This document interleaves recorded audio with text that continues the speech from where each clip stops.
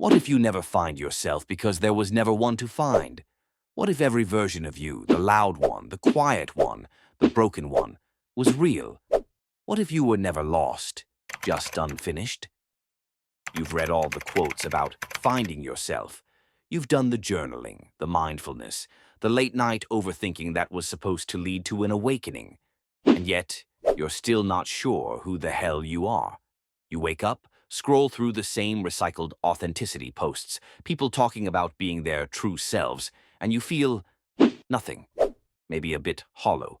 Maybe a bit angry that it still doesn't click. You replay conversations in your head, wondering if that version of you was real, or if you were just adjusting to the room like a chameleon who forgot what color it started with. Maybe you feel fake. But what if that confusion isn't proof that something's wrong with you? What if it's the first sign you're finally paying attention? We spend so much time trying to uncover this mythical, authentic self, like there's a buried version of us hidden beneath all the roles, opinions, and survival mechanisms. But actually, there's no final layer to peel back, no hidden core waiting to be found. It's just you, right here, reading this, breathing this, trying to make sense of yourself in a world that keeps demanding definitions. And if that makes you feel lost, good. It means you've stopped mistaking noise for truth. Because maybe what you call inconsistency, all your shifting opinions, changing moods, and double takes isn't confusion at all. Maybe it's intelligence. Let's talk about that. We've been tricked into believing that stability equals authenticity. That if you change your tone, your opinions, or your energy depending on who you're with, it means you're fake. But what if it just means you're fluent in human behavior? Every room speaks its own language. You've just learned to translate yourself to be understood. The danger isn't in the translation. It's in forgetting your mother tongue. The professional version of you isn't a lie. The soft one around friends isn't an act. They're just fragments of one organism navigating different ecosystems. Context shifting isn't deceit. It's adaptation. It's how you survived classrooms that punished honesty and jobs that rewarded obedience.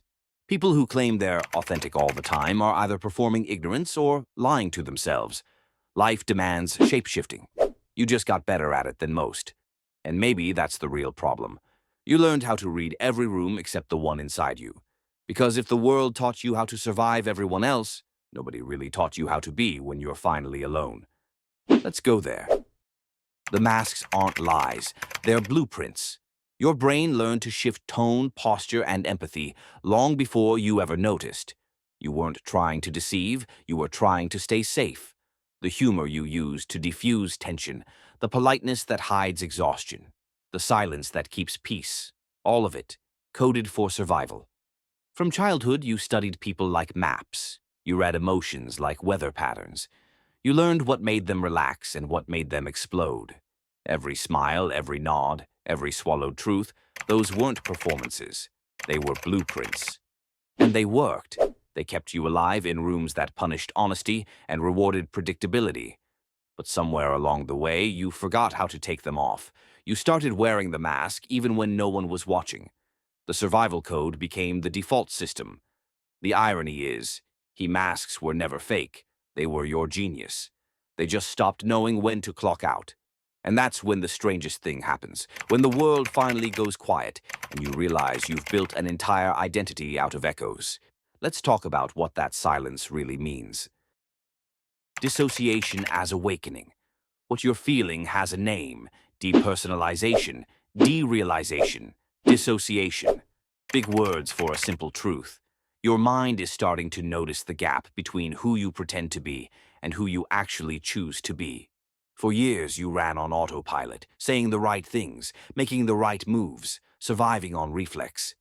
You became so good at performing that when awareness finally hits, it feels like someone turned gravity off.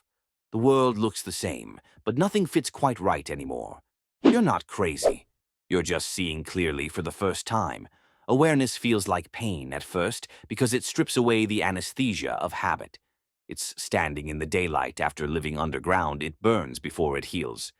So when everything starts to feel fake, remember, that's not collapse, that's contact. You're touching reality without the filter.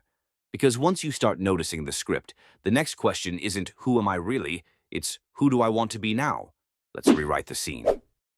Reframing the question. You were never meant to find a static version of yourself. You were meant to build a flexible one, a consciousness that can move with life, not fight it. Every situation asks for a slightly different you, and that's not instability. That's intelligence. Identity isn't discovery. It's design. The question isn't who am I, it's who am I becoming here? So when the noise gets loud and you start doubting again, try this. Notice when you're performing versus when you're just being. Let inconsistency mean you're alive. Remember, growth is motion, not perfection. The people obsessed with finding themselves often freeze in the search. You're learning how to adapt without losing awareness. That's what evolution looks like in real time.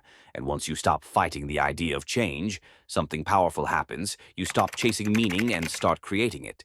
Let's talk about that shift. The existential punch. That's the pivot, the moment you stop carrying shame for being adaptable and start realizing you've always been the one driving. Identity isn't something you uncover like treasure, it's something you pilot, like a vehicle that changes shape depending on the road. There's freedom in knowing you're the one holding the controls. You can adjust without betraying yourself, evolve without apology. The point was never to find one version of you and freeze there, it was to stay conscious while shifting. Take a breath. You're not fractured, you're fluid. Every change you've made was you learning a new language of survival. And now you finally speak your own. And once you learn to drive this chaos instead of being dragged by it, the question becomes, how do you reboot without losing what makes you human? You spend years trying to repair yourself, picking through the ruins of who you were, hoping to find the one piece that makes it all make sense. You read, you analyze, you meditate, you dissect every emotion like it's a crime scene, you call it healing. But at some point, it starts to feel like you're living in the waiting room of your own life, like everything you do is preparation for the day you'll finally be whole. Nobody tells you that awareness without rebuilding becomes its own kind of destruction. You can become addicted to insight, to knowing why you hurt, why you react, why you push people away.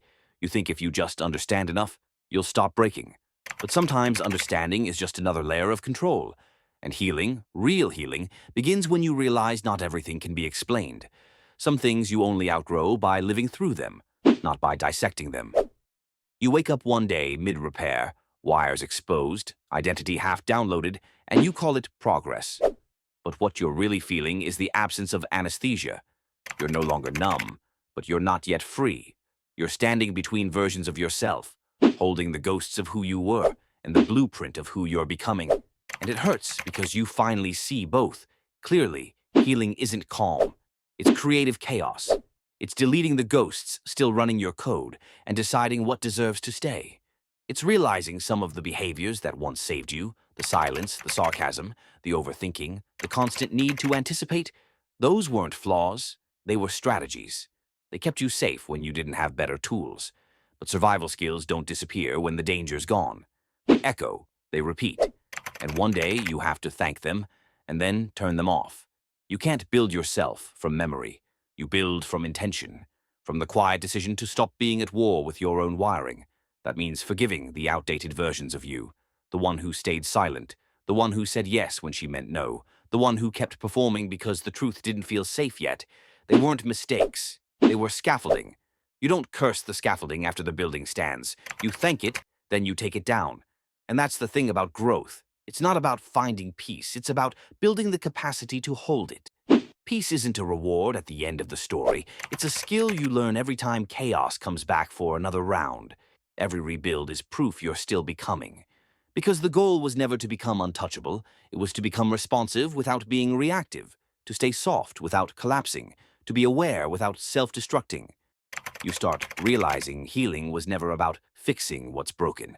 It was about teaching yourself to carry the weight with grace, to stop running from the ache and start building strength around it, to understand that pain doesn't disappear, it integrates. It becomes structure. It becomes wisdom. It becomes you. And maybe the reason it all feels so heavy right now is because you're finally strong enough to hold it. That's what they never tell you, that awareness doesn't just open your eyes, it stretches your capacity. You start to see everything, your patterns, your parents' patterns, the way love and fear mirror each other. You start realizing how much of what you called personality was really self-defense. And that realization hurts, because it means your story was never entirely yours. But now it can be. The next chapter isn't about fixing the past. It's about designing the future self that can hold everything you've learned without collapsing under it. It's about rewriting the operating system, choosing presence over performance, meaning over noise. You stop waiting for healing to make you lighter and start learning how to move even while you're still carrying it. Because the truth is, you'll never stop rebuilding. You'll just get better at it. And one day you'll look back and realize the version of you that once crawled through the debris became the architect of everything that came after.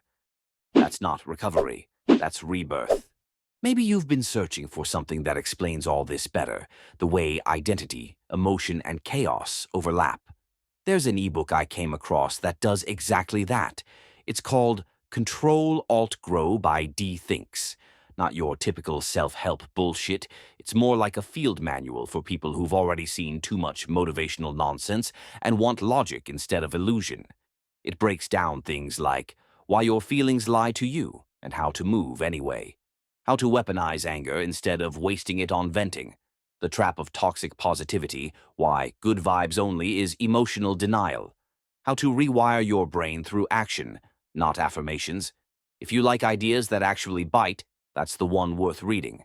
Because after you hit reset, the real work begins. Learning how to stay awake in a world that profits from keeping you numb. Let's close this out right. All the versions of you, the loud one, the quiet one, the one that survived, the one that disappeared, they all mattered. Every phase was practice for presence. You're not supposed to feel complete. You're supposed to keep updating, refining, breaking old code, and rewriting what fits now. That's what being human is, the constant beta version. So next time you catch yourself asking, "Who am I really?" maybe whisper back, "Who am I becoming?" You're not lost. You're still loading.